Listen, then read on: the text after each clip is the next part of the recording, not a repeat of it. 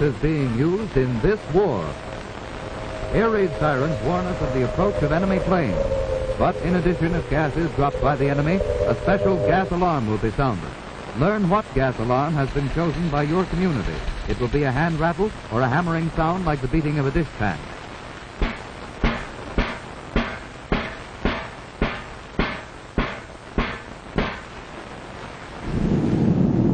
War gas is dropped from planes either as a spray or in gas bombs. But should enemy raiders use gas against your community, there is no reason for fear or panic. Because if you know what to do, you can protect yourself and safeguard your family against the menace of gas from the air.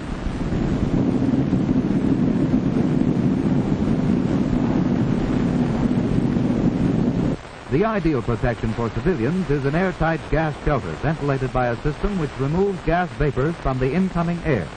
Such a shelter can be designed to provide some protection also against the effects of high explosive bombs.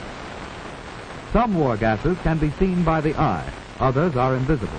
But it is important to know that most of them are heavier than air, and that they settle down and are most concentrated close to the ground. Hence, if no gas shelter is immediately available, go indoors and go upstairs. The gas at that higher level will probably be less concentrated than down near the ground. First precaution is to prevent gas from getting into the house. So, close all windows and shut off all ventilation or air conditioning units which are not equipped to remove war gases from the incoming air. If windows are blown out by high explosives, tack blankets over the opening. Close fireplace dampers.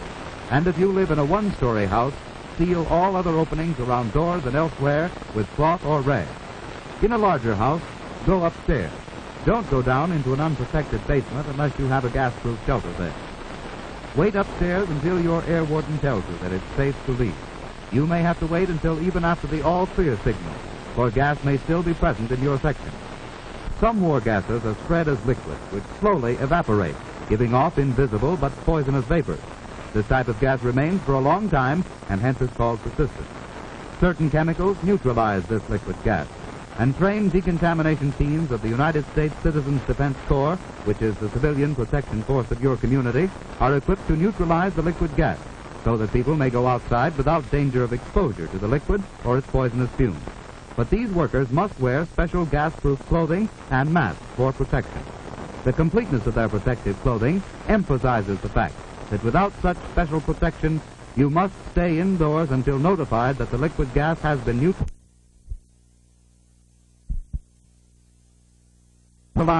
and that the air is free of harmful gas fumes. Liquid gas may also be washed away by a heavy rain or by a stream of water from a fire hose. Out in the fields where liquid gas has been dropped, dry chemicals that neutralize the liquid gas are mixed with the earth. This scene should remind us to stay off the grass after a gas attack. Persistent liquid gas and the fumes that it gives off may be lurking unseen and covered by grass or shrubbery for days or even weeks after it has dropped there. Another type of war gas is dropped as a vapor. This cloud gradually thins out and disappears in a few minutes. When it has cleared from the neighborhood, it is no longer a menace. Because this type of gas disperses quickly, it is called non-persistent. So after a gas attack, wait for your warden to tell you that it's safe to leave your house.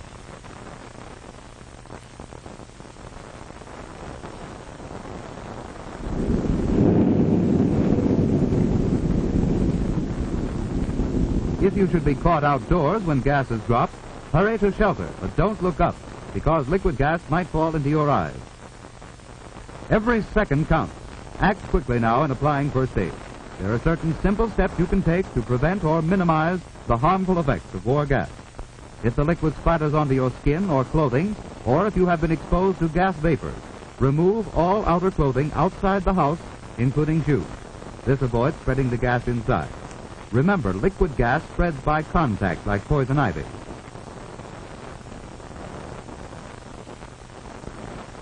Leave the contaminated clothing outside to be decontaminated later.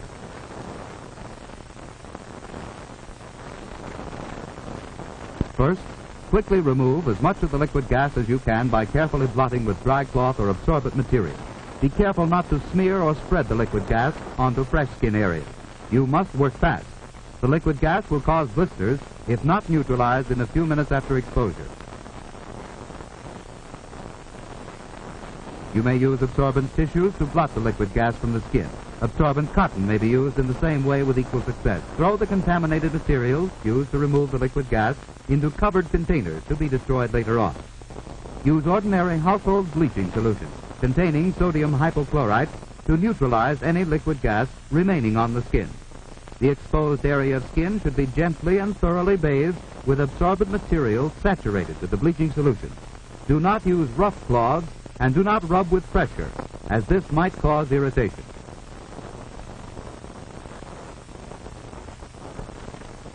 And for safety's sake, rinse the hands thoroughly with the bleaching solution. Provided eyes have been exposed, they should be treated immediately. The recommended treatment for the eyes is a 2% solution of baking soda, that is, bicarbonate of soda. In order to be able to use this quickly, make this solution in advance by mixing a tablespoonful of baking soda in a quart of water.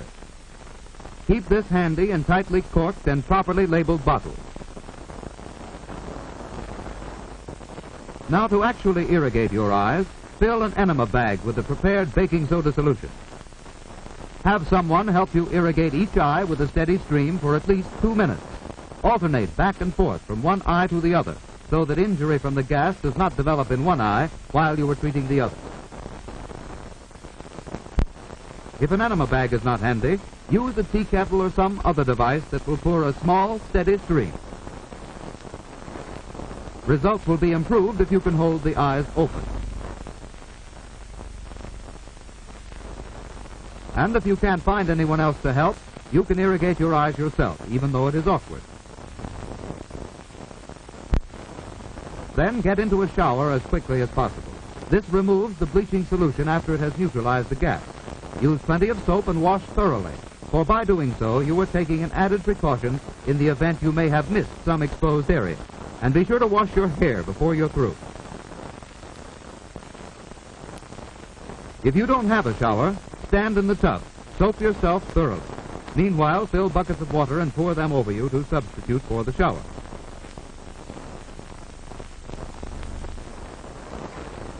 Keep the drain open. Let the water run away. Don't sit in a tub full of water. It might spread the liquid gas over your body.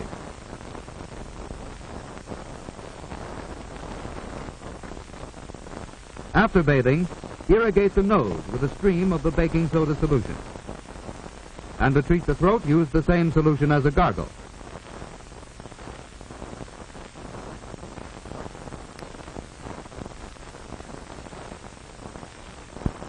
If you haven't provided first aid materials in advance, don't waste time looking for them. Do the next best thing. Wash immediately after removing your clothes.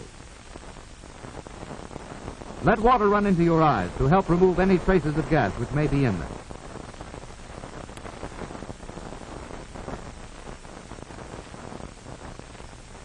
After being exposed to gas, you may start coughing, or perhaps have a brassy taste in your mouth.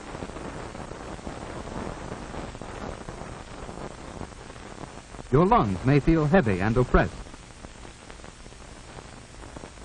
Maybe cigarettes don't taste like they usually do.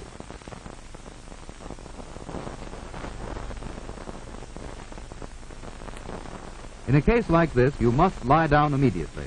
Relax. Don't exert yourself. Even if you feel all right, don't take a chance. Lie down, because exertion may aggravate your condition if you've gotten gas into your lungs. Tell your warden to notify the emergency medical service. And if blisters develop, don't touch or attempt to break them. Breaking them might start new blisters. Summon medical aid for proper treatment. Now let's go back to those clothes. The all clear has sounded and the warden has notified us that it's safe to come out. Don't touch the clothes. You might get liquid gas on yourself. A trained man from the United States Citizens Defense Corps will take them away to decontaminate them.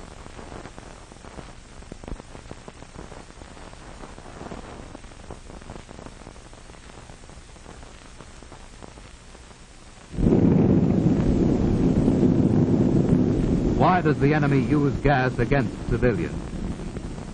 Well, gas bombs dropped by the enemy do not destroy our homes and factories as do high explosive bombs. War gas does not start the devastating fires that are the great menace of incendiary bombs. War gas does not shatter arms and legs as bullets and bomb fragments do.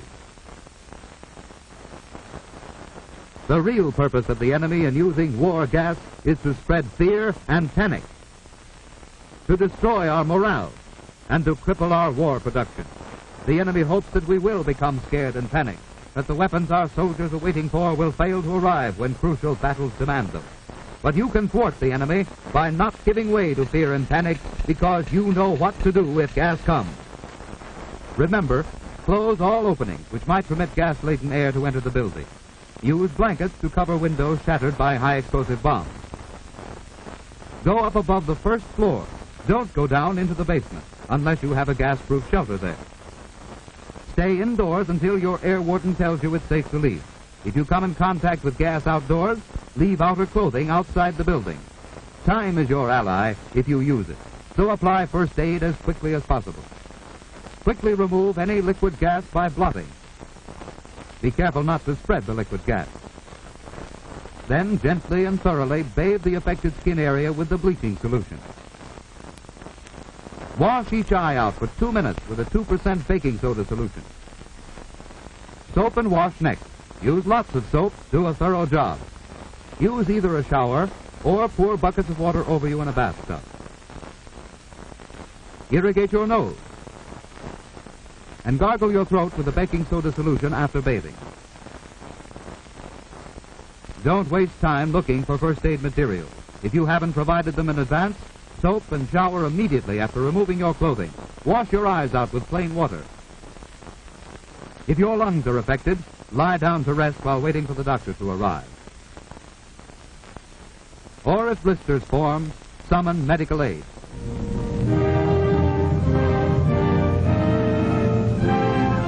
Across the world's battlefronts, our fighting men are hammering the enemy with weapons forged in America's mighty arsenal of democracy.